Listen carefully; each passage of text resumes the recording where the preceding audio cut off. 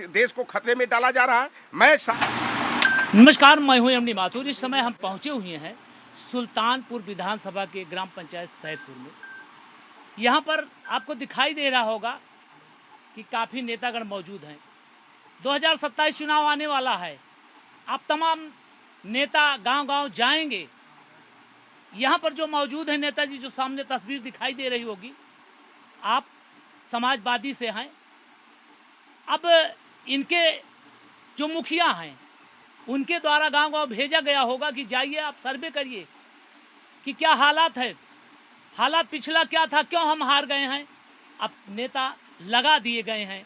इसके पहले कोई नहीं दिखाई देता था। अब चुनाव आ गया 27 में, अब सब लोग आए हैं, चल रहे हैं गांव-गांव। आइए हम जानकारी लेते हैं, इनकी मंशा को देखना चाहते हैं कि आज इस गांव में इतने लोग इकट्ठा हुए हैं, क्या कारण है। चलिए बात करते हैं। नेताजी, पहले आप अपना नाम बताइए, परिचय। चौधरी लौटर राम निषाद, पूर्व प्रदेश अध्यक्ष, समाजवादी पार्टी, पिछड़ा वर्ग प्रकोष्ठ। नेताजी, आपका यहाँ सुल्तानपुर आने का उद्देश्य क्या है? समाजवादी पार्टी के मुखिया माननीय अखिलेश यादव जी के निर्देशानुसार 2 महीने का हमारा पूर्वांचल में प्रवासी कार्यक्रम है। जगह जगह जाना है, जिले जिले जाना है, अपने लोगों से मिलना है।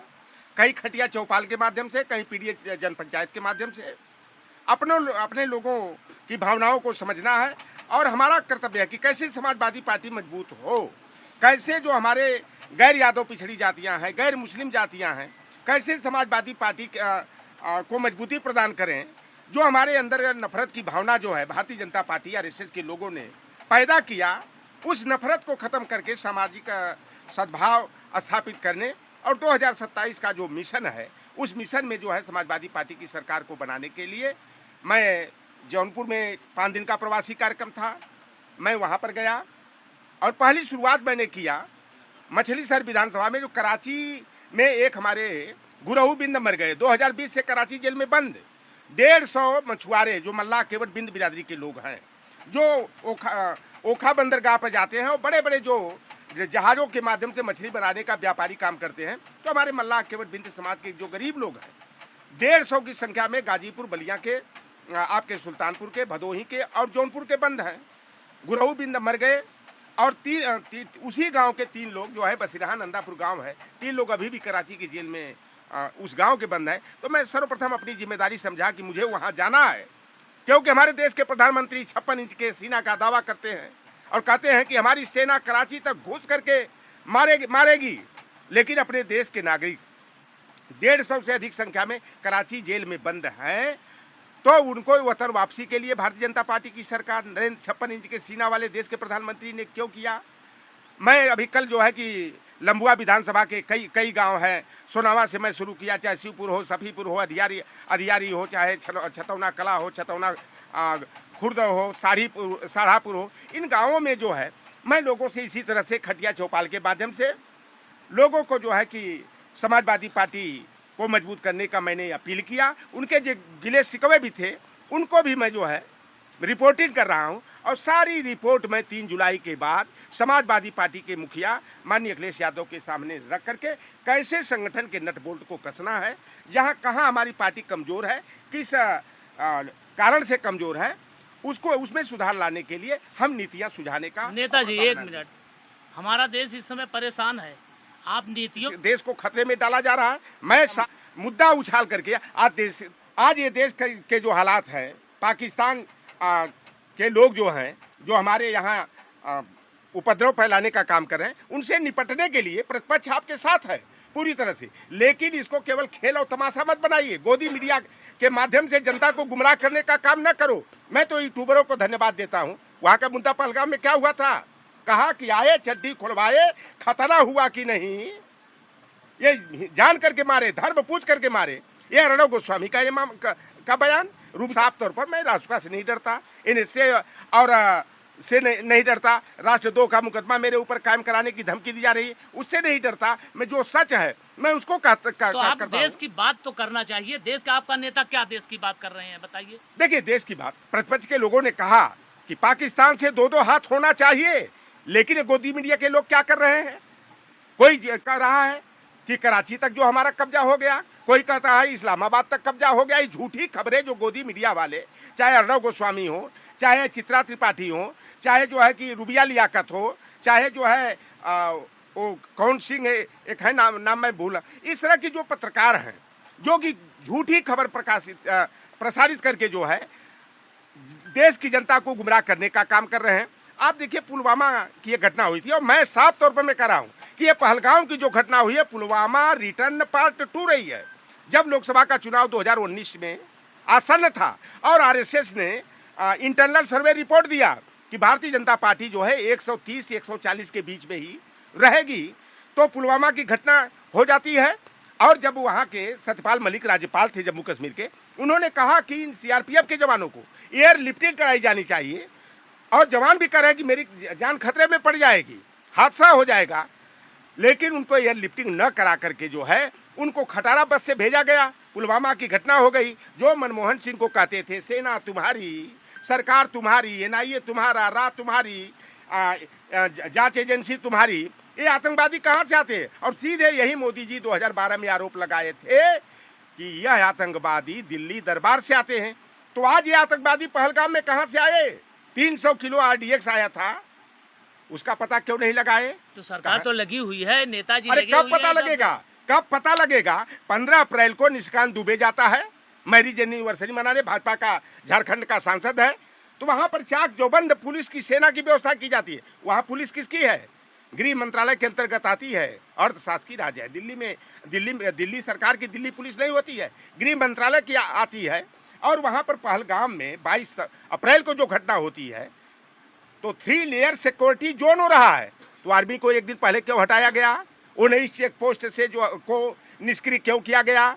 वो आतंकवादी 300 किलोमीटर अंदर कैसे घुस आए? अगर 2000 से अधिक वहां सैलानी गए, तो पर्यटक गए, तो उनकी सुरक्षा की व्यवस्था क्यों नहीं की गई? आर्मी क्यों नहीं लगाई गई? और उस समय बताइए कि बॉम्बे अटैक कांड हुआ, उस समय की शिवराज पाटिल जो है गृह मंत्री थे, नैतिक जिम्मेदारी देकर उन्होंने इस्तीफा दिया।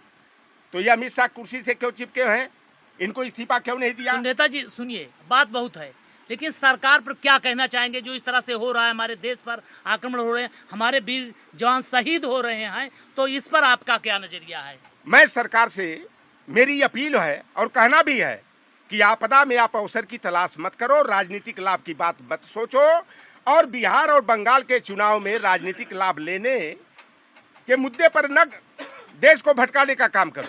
क्या लियाकत है इस तरह बोल रही है अंजना ओम कश्यप, इस तरह कर रही, तो ये केवल गलत बयानी है।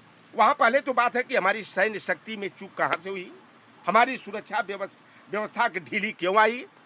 तो अग्निवीर बनाओगे अग्निपथ योजना के तहत, तो खुद यह सरकार जो है कि देश के खतरे में डालने का काम नेताजी, कर अगर रही है, आपकी आर्मी को कमजोर करने का काम कर रही है। नेताजी, अगर आपकी सरकार होती, इस वक्त आपकी सरकार केंद्र में होती, तो आप क्या करते वहाँ पे? आप 1971 वाला देख लेना, आप 1962 वाला देख लेना, हमारी सरकार ने क्या किया था।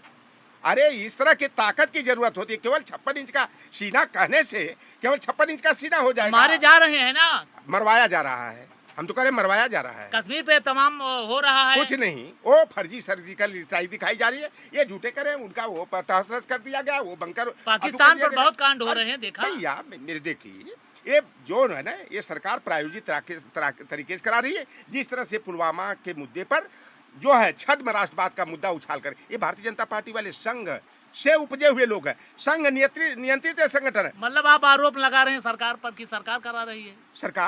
सरकार की मैं कहता हूँ अग्निवीर की योजना क्यों लाया? हमारी 1,80,000 सेना के सैन्य शक्ति को कमजोर क्यों की? 1,80,000 सैनिक कम है, यह सरकार क्यों ऐसा कमजोर क्यों की? हमारी सेना का मजाक क्यों बनाई? 4 साल के लिए अग्निवीर की योजना करोगे आप? जो है कि जैसे पहले सेना के जवान भर्ती होते थे उनको नहीं करोगे आप? जो है अर्धसैनिक बलों को जो है कि शहीद का दर्जा नहीं दोगे? ये तो मजाक जो है कि इस भारतीय जनता पार्टी की सरकार ने किया है। और ये लोग आपदा में राहत की तलाश कर रहे हैं, लेकिन प्रतिपक्ष जो है कि ऐसा अवसर नहीं देगा। अगर ये पाकिस्तान से 2-2 हाथ करते हैं तो हमारी जो है कांग्रेस पार्टी हो चाहे समाजवादी पार्टी सहयोग हो, रहेगा। पूरी तरह चलिए से बात उनके साथ करते है, हैं क्योंकि देश का ये मुद्दा है। नेताजी, बात करते हैं अब थोड़ा से समाज पर। ये जात जनगणना हो रही है, इसके पहले सब इसका विरोध करते थे, आज क्यों इसके हमदर्द बने हुए हैं? कारण देखिए, पहले देश में जनगणना जो हुई ब्रिटिश हुकूमत में 1871 में, अंतिम जातिगत जनगणना हुई 1931 में, और देश जब आजाद हो गया 1951 में जनगणना होनी चाहिए थी। लेकिन आरएसएस और हिंदू महासभा के दबाव में 60 वर्षों तक कांग्रेस पार्टी ने भी जातिगत जनगणना नहीं कराया। शरद यादव, लालू प्रसाद यादव, मुलायम सिंह यादव और रामविलास पासवान के दबाव में, क्योंकि सपा के बाहरी समर्थन से सरकार यूपीए 2 की सरकार चल रही थी, राजद जो है कि सरकार की हिस्सा थी। इन लोगों ने जब 2010 में जो है कि मुद्दा उठाया कि जातिगत जनगणना होनी चाहिए, तो कांग्रेस पार्टी की सरकार ने न चाहते हुए भी सोशियो इको कास्ट सेंसस कराया। लेकिन दुर्भाग्य की बात है कि 2014 में सत्ता का हस्तांतरण हुआ और भाजपा की सरकार बनी और 30 अगस्त 2016 को जब आंकड़े प्रस्तुत करने की बात आए तो SC ST की जातिगत जनगणना रिपोर्ट उजागर कर दी गई।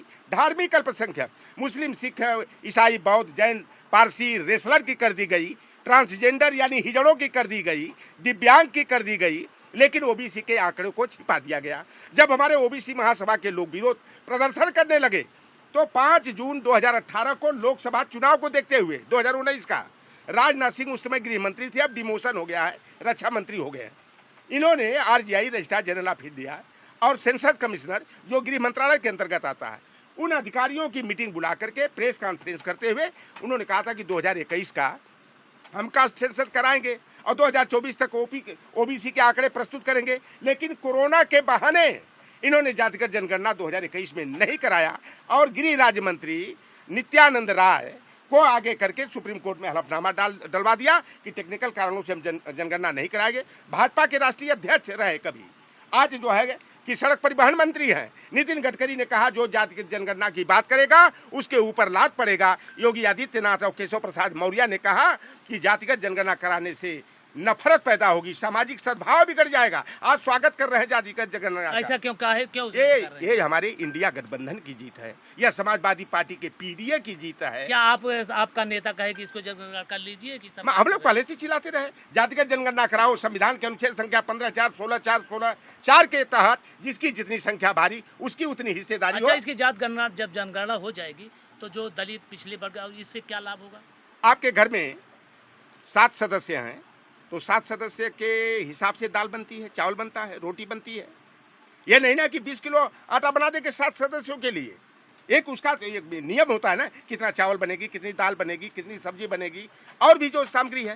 तो जब जनसंख्या के आंकड़े हो रहेंगे वर्गवार, ओबीसी, SC ST के, माइनॉरिटी के, तो जो जन कल्याणकारी योजनाओं का संचालन किया जाता है, जो नीतियां बनाई जाती है, तो जब आंकड़े रहेंगे तो उन नीतियों को बनाने में और लागू करने में जो है कि सहूलियत होगी। और संविधान के अनुच्छेद 246 के तहत हर 10वें बरस में जातिगत जनगणना होना चाहिए। और एक बात मैं बता दूं आपसे साफ साफ, जब पुलवामा की घटना हुई तो इन्होंने राष्ट्रीय पिछड़ा वर्ग आयोग को जो है संवैधानिक दर्जा देने के नाम पर ढोल नगाड़ा, हुकुम सिंह देव नारायण, लक्ष्मी नारायण यादव, अशोक यादव, नित्यानंद राय, राम कृपाल यादव, भूपेंद्र यादव, डॉक्टर सुधा यादव, धर्मेंद्र प्रधान को आगे करके बहुत बड़ा गिफ्ट मिल गया ओबीसी को। अब ओबीसी का कल्याण होगा, लेकिन हाथी के दांत दिखाने के कुछ और, खाने के कुछ और। वो संवैधानिक दर्जा सफेद हाथी साबित हुआ। और आज जब पहलगांव पर सरकार घिर गई, बैकफुट पर आ गई, तो पहले रामजीलाल सुमन पर टायर हमला कराया कायरों से,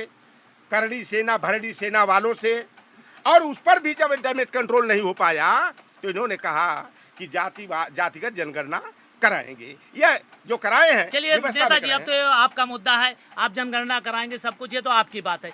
जो गरीब लोग हैं, अभी यहाँ करछना प्रयाग में देखे होंगे, दलितों को जलाया गया, दलितों को घर जलाया गया, ओबीसी को मारा जाता है, उनका FIR नहीं लिखा जाता है। कभी विपक्ष के लोग नहीं बोलते हैं, ऐसा क्यों?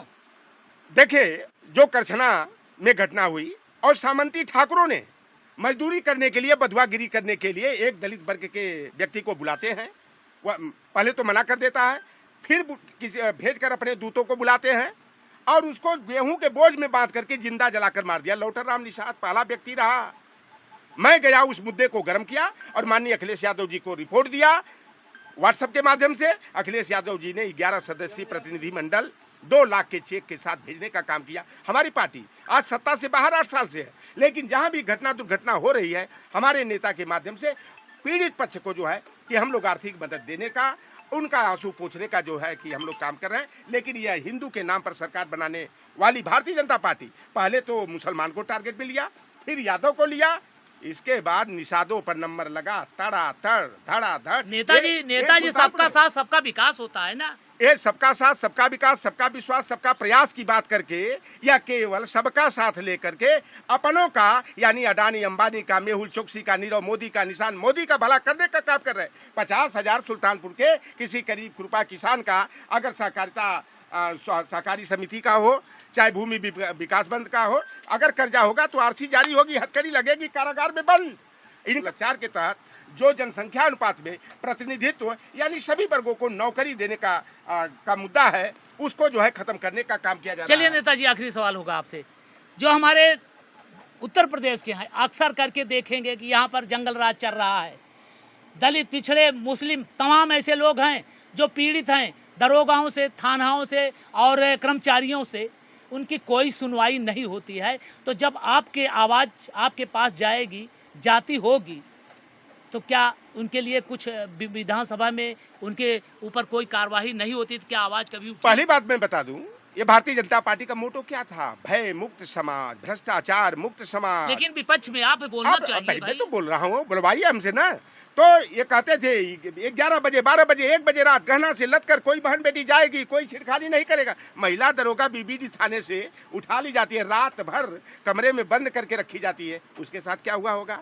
डॉक्टर घनश्याम तिवारी यही सुल्तानपुर में भारतीय जनता पार्टी के ठाकुरों ने, अखिल भारतीय विद्यार्थी परिषद वालों ने उनको कितनी बुरी तरह से प्रताड़ित करके मारा था। और डैमेज कंट्रोल के लिए ब्रिजेश पाठक के माध्यम से नेताजी भयमुक्त उत्तर प्रदेश हो गया। मेरे भाई, आप कादीपुर में बताओ, ठाकुर का हाफ इनकाउंटर, मुद्दा एक, ठाकुर पर 32 मुकदमा, अरे 32 मुकदमा, 11 मुकदमा ब्राह्मण पर, तो तिवारी का फुल इनकाउंटर और ठाकुर का हाफ इनकाउंटर। अरे वो लिस्टियां कहाँ गई जो 63 लोगों की जारी हुई थी? सुल्तानपुर वाली, जौनपुर वाली, गाजीपुर वाली। लेकिन आप नेताजी कह रहे हैं, नेताजी आप कह रहे हैं, लेकिन ये मामला कभी विधानसभा में उठा? ये मैटर कभी उठा? नेताजी उठाए कभी? अरे क्यों, अखिलेश यादव जी जब रहे प्रतिपक्ष के नेता, वही इसी के भ्रष्टाचार के मुद्दे पर उठा। आप तहसील में चले जाओ, 5,000 से नीचे काम नहीं, थाने में चले जाओ, आपका भाई मारा जाता है, आपका भाई प्रताड़ित किया जाता है, आपकी जमीन हड़पी जाती है, क्रॉस केस माथुर जी पर लगेगा, निषाद जी पर लगेगा। यही तुलसीराम निषाद की बताओ, दिन काट करके मार दिया गया। कौन मारने वाला था?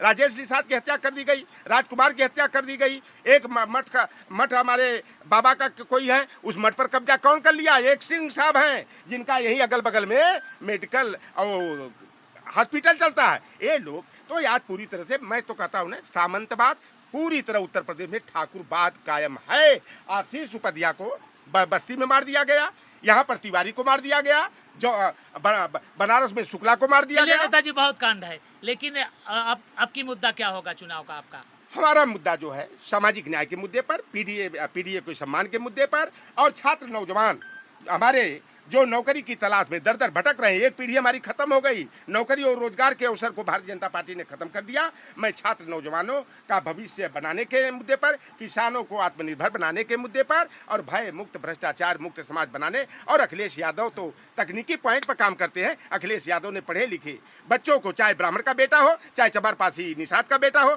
उनको लैपटॉप देने का काम किया। और भारतीय जनता पार्टी वाले तो तलवार देने का काम करते हैं। तो हम तलवार नहीं, कलम और दवात देंगे, कलम का अधिकार देंगे, और बच्चों को 100% शुल्क प्रतिपूर्ति, छात्रवृत्ति, और बेटियों को जो है कन्या विद्या धन दे करके, और उनको जो है कि शिक्षा के क्षेत्र में बढ़ाने का, और नौकरी के अवसर जो है सृजित करके उनको आत्मनिर्भर बनाने का काम सपा की सरकार 2027 में बनेगी। ठीक है नेताजी, धन्यवाद। नेताजी आप बैठे हुए हैं, काफ़ी बातें हैं, काफ़ी मुद्दे हैं, लेकिन सब पर मुद्दे पे बात नहीं किया जा सकता। तमाम यहाँ काफ़ी लोग इकट्ठा हुए हैं। आज इनका ये गांव-गांव जाकर चल रहा है कि जागरूक किया जाए। 2027 का चुनाव आने वाला है, तब काफ़ी बातें हुई, काफ़ी मुद्दे के जवाब भी मिले हुए हैं। आप देख रहे होंगे जो हमारे देश पर हो रहा है, इस समय हमारे देश पर हो रहा है, हमारा देश परेशान है, सब लोग लगे हुए हैं, सब देश के साथ हैं। लेकिन कहना चाहूँगा कि यहाँ न देखो कि हिंदू मुसलमान कौन है, यहाँ यह न देखो कि हिंदू मुसलमान कौन है, यहाँ यह देखो कि इंसान कौन है। अरे हिंदू और मंदिर मस्जिद के चक्करों में मत फंसो मेरे भाई, मंदिर मस्जिद के चक्करों में अब मत फंसना मेरे भाई। घर घर जाके देखो कि परेशान कौन है। इसी तरह से खबरों को पाने के लिए हमारे साथ बने रहिएगा। तब तक के लिए जय हिंद, जय भारत।